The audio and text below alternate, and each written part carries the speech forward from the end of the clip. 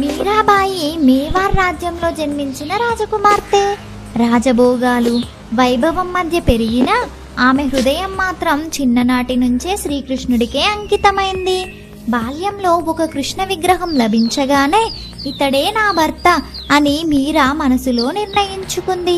ఆటల కంటే భజనలు, పాటల కంటే కృష్ణనామస్మరణే ఆమెకు ఆనందం.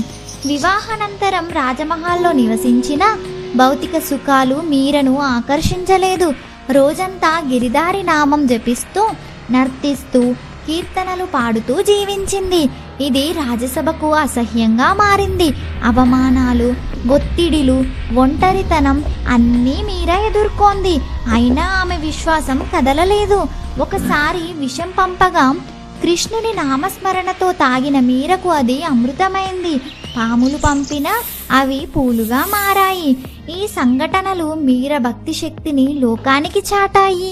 చివరికి మీరాబాయి రాజమహల్ని వదిలి బృందావనం, ద్వారకలకు వెళ్ళి భజనలతో తన జీవితాన్ని అర్పించింది.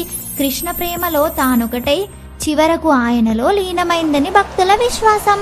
మీరాబాయి జీవితం చెబుతున్న సందేశం ఒక్కటే: నిజమైన భక్తి భయాన్ని, అహంకారాన్ని కరిగించి ఆత్మను పరమాత్మతో ఏకం చేస్తుంది.